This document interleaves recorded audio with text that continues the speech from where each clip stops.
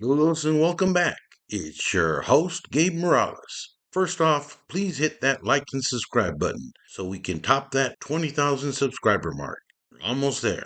Today I'm going to do a little follow-up video to the NF update I did this past February. But this time I'm going to focus on former NF Shotcaller Matt Rocha. According to reliable sources, Matt, aka Mateo, aka Maton, grew up in a Nuestra Familia extended family in Salinas, California, aka Salas, and belonged to the barrio of East Las Casitas. Matt always wanted to be a gangster, a goal that he eventually accomplished by reaching the rank of captain in the notorious Nuestra Familia gang, until he finally decided to drop out not too long ago, as many have done before. Rocha's family was long associated with the NF and were known to be major drug dealers in the area. I was told his Jefito, his dad Danny, was once a Texas Syndicate member, back when some of the TS backed up the Nuestra Familia and some split backing the Mexican Mafia. He may have been related to Bobby Rocha, seen here at DBI in the 1970s, and at one time was considered to be an NF lieutenant. It is alleged that later NF Captain George Perez robbed his mom Mary during a dope rip in the 1980s.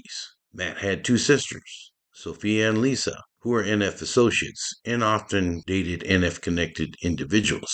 For instance, his sister Lisa was once married to current federal NF Captain Paki Amaro, and they had kids together. His sister Sophie was named during Operation Black Widow as working for various NF soldados. It said that Rocha joined East Las Casitas as a youngster and was described by those who knew him as often wearing blue Dallas cowboy gear with a red paño hanging out of his back pocket while he cruised around town in a lowrider station wagon. I don't know if this was before or after the alleged stork rip, but legend has it he blasted some dope rippers at his mom's house with a rifle, and that incident is said to have sent him to the California Youth Authority before he moved on to adult prison. My understanding is that he was very aware of the Nuestra Raza shortly after it formed in 1983 to 84. To get into that subservient structure to the NF, you were usually recruited by a recognized B or bro. I do not know who sponsored him, but he was educated, schooled, learned their secret codes, practiced contraband smuggling, and how to make weapons and use them in prison. He also learned how to stay in shape through a workout regimen based on the number 14 called La Máquina, the machine. He used that gang symbol, as many others in Northern California did, to represent and memorize the XIV bonds, the bylaws for the Northern California structure that was written in Folsom 4A building in the early 1980s for supporters of the NF. As described in previous other videos, this was basically a farm system to cover for NF activities and to groom the strongest in our members for promotion up to the rank of full-fledged C or Colonel in the NF organization. By 1987, some say that he was an NR squad leader, but was always low-key about his business. I'm not sure if that exact date is accurate because you have to remember, CDC was barely finding out about the NR and barely identifying him at the time. I should know. That's when I started working in the California Department of Corrections. And at the time, there were a lot of unknowns. Rocha was very smart by most accounts and had a good personality. He was said to be very quiet unless he spoke to you. He had a lot of respect in that world, and he was proud to be a part of it. According to my sources, he rose to the ranks rapidly and was made NF by 1992. I believe while he was housed at Corcoran State Prison, and was very active during the 1990s. Documents state that on February 9, 1991, at approximately 2:20 a.m., a black Cadillac entered the parking lot of the San Miguel Mini Market, which was driving, and Jose Padilla was a passenger. As I stated previously, many sources state that Matt belonged to East Las Casitas, but this court document contradicts that and names both Rocha and Padilla as being members of Salinas East Market Street, which is probably the biggest gang in Salas, but East Las Casitas is very large also. Police state that Rocha and Padilla confronted Omar Farias, Stephen Orozco, Jesse Ramirez, and Raymond Ibanez Garcia, who were present at the mini market. Farias was a member of the Vagos gang, La Clica that fell underneath the Sureños umbrella, who claimed the color blue and the number 13. Orozco was wearing a blue jacket and blue jeans, and his blue car was parked at the mini market. Rocha asked Garcia where he is from. He also asked if Garcia was a scrapa, a sureño, meaning a southerner.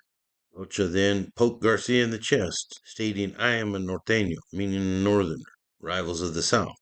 According to Ramirez, Rocha stated that the Vagos were a bunch of pussies.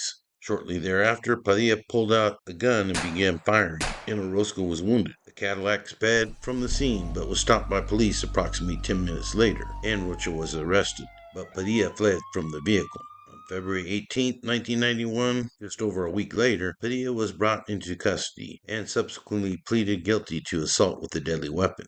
Rocha also pleaded to be an accessory to an assault with a deadly weapon, and, according to his plea bargain, he agreed to have the gang enhancement tried by the court. The court found the enhancement to be true and sentenced Rocha to 2 years for the assault and a 2-year consecutive term for the enhancement. In his 1992 appeal, Rocha argued that the evidence was insufficient to support the imposition of the gang enhancement, and also claimed that the enhancement was unconstitutional because it was very vague and overbroad. Not long after he was released from prison on that charge, Rocha was convicted of participating in 2 murders in 1995. He was mentioned under Operation Black Widow in the late 1990s and was very close to well-respected NF Captain Mikhail Castillo, who was a major figure in Salinas. Matt actually backed longtime veteran NF shotcaller Hector Copas Gallegos, who was involved in a dispute with NF youngsters such as Rico Smiley Garcia and Cesar Lobo Ramirez in their battle for control over Salinas. Around this time period, Matt was said to have moved dope at San Quentin in the year 2000 when Operation Black Widow was still underway, so obviously that indictment didn't faze him. Matt was not sent to the feds like some of his fellow carnales. No, he was housed at Pelican Bay SHU and remained well respected amongst most NF. But after many of the NF leadership was moved to the Santa Rita facility in Alameda County, tried and convicted, and sent to the federal BOP, a state faction developed, and they rifted away from the federal faction as years went along and set up their own overall governing body. Matt questioned the new state leadership and sided with the federal faction, along with C's like Baby Joker Cabrera, Dak Moran, and others, who then tried to take over the state OGB from new professed generals Chuco Guillen and Conejo Perez, who were cut loose from the SHU after the Todd Asker lawsuit, also known as the End of Hostilities Agreement. For a short time, D.C. Cervantes was rumored to be the sole general, which would have been the first time since Babo Sosa was the sole Nuestro General that had happened. It is my understanding the federal faction believed that D.C. would restore order, but Chuco and Conejo convinced him to side with them, since they stated the feds had been incommunicado. The federal OGB or High Command sent out a filter stating that Chuco and Conejo were guilty of treason and had been stripped of all authority. Conejo in particular was criticized since he had previously been demoted from Cat 2 or captain rank to no higher than Cat 1 for life, which is just a plain old NF soldado. It appears the federal faction gave a little more slack to DC since he was starting to suffer from dementia, and it is being claimed by a reliable former Special Services Unit agent source that I know who debriefed dozens of prison gang members at Pelican Bay that DC was illiterate, thus could not drop out even if he wanted to, as a lot of debriefing paperwork is required in order to be taken off the validated active prison gang list that the California Department of Corrections tracks. Authorities believed at the time that Matt was vying to be General Pintas to replace Conejo and became involved in a power struggle with other state NF members, and death threats were traded on both sides. Baby Joker Cabrera backed up Matt in his plan to hit Conejo, and in spite of being outnumbered by the pro-state faction, Matt and a few others continued to remain loyal to the feds, while the state saw him as a direct threat to their new regime. Spring of 2019, both Matt and Dak Moran were stripped of their seats on the NF Inner Council. The state faction then put out a hit on Matt, who was in fact attacked at Pleasant Valley State Prison on B Yard on October 1st, 2019, by a state loyal squad led by Regimental Commander Gordon Chino Douglas de Oakland, Mikhail Washington de Sanjo, and Monster from Barrio Aztec Sanjo, who broke through to hit Mateo and Duck, who were protected by their security team, sometimes called an entourage. Witnesses state that Chino was stabbed multiple times by Turtle de Modesto. He may have had a last of Chavez and claimed Eastside Modesto. I'm not sure, but it said that Mikhail Washington was also hit. It is hard to see on video, but some say that Matt took away the weapon from his attacker and began hitting his assailants, and Duck Moran assisted and defended him.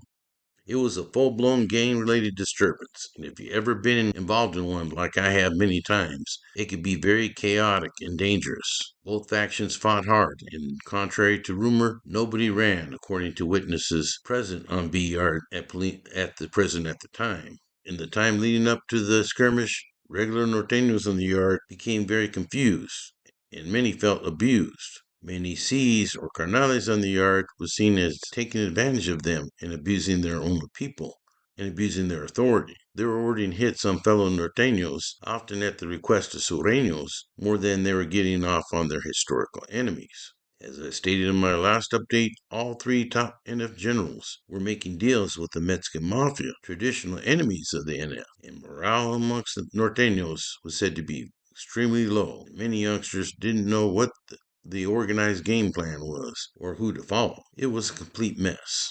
After the Pleasant Valley incident, Matt was isolated, and CDC put the pressure on. They told him he may not survive next time and was urged to drop out. Then housed at the high-security Santa Rita facility of the Alameda County jail system by the end of the year 2020 on a federal drug charge. He and Duck were both segregated there in Santa Rita as Operation Quiet Storm, a major RICO case against the NF state leadership, evolved. Apparently, neither Matt or Duck were named in the indictment, and they were constantly reminded by authorities how they'd been crossed by their own and were urged to leave the Familia. This was against every fiber of Matt's being. The NF was all he knew, but he finally agreed to leave the prison gang and agreed to testify against the state leadership. This movida caught many by surprise who knew his dedication to La Causa and to the NF. There's no way he could be a rata. They couldn't believe their ears when he became the star witness at the trial. Prosecutors successfully obtained convictions against NF leaders David D.C. Cervantes, James Conejo Perez, Guillermo Capone Solario, and George Puppet Franco. Rocha now understood that he would be placed high on the hit list, and since he testified, not even the federal faction could save him. He now has a green light to be assaulted or killed on sight, as he admitted in his own courtroom testimony. In a letter to U.S. Judge Ivan Gonzalez Rogers, Rocha reflected on his past gang life, stating that while he no longer wakes up looking to further the gang's cause, he still deals with the residual effects of his former lifestyle, namely guilt, shame, and wishes he could undo it on a daily basis. I made some really bad choices with terrible results, he said. I am truly sorry for all the pain and suffering I inflicted on others, all the turmoil and harm that I caused, as well as the ripple effects created by my actions. This all stemmed from a mindset and a belief system that was just wrong, and an utter lack of responsibility for my actions, and a flawed rationalization as to how I saw things. It appears his words struck a chord with the judge, who gave Rocha a sentence of time already served in jail. And in a deal with the feds, he pled guilty to a racketeering charge in exchange for his testimony against the NF state leadership. But prosecutors still asked for a 4-year federal prison term. Rocha's time served didn't affect his state sentence, as he is still serving a 26 to life sentence for murder and manslaughter that I mentioned previously, out of Monterey County, in the town where Rocha grew up, with the goal of climbing the ladder in the Nuestra Familia prison gang, something he achieved, but only grew disillusioned after achieving it. Matt Rocha remains at Pelican Bay State Prison in protective custody. Rocha said he thought a lot about all the time he missed with his family and loved ones, and like I said, is very remorseful. I know I'm a different person today, he said. I am not that same individual that ran the streets, that ran the prisons. That is the life I have put behind me. I have found a new purpose. I guess we will see, Matt. I wish you success in your new situation. It won't be easy, but then again, your life never was. I hope you enjoyed this episode and share it with your friends and family. I also hope that you have a great summer and continue to be blessed. Please stay safe. For now, this is Gabe Morales signing off for Gangsters, Cops, and Politicians.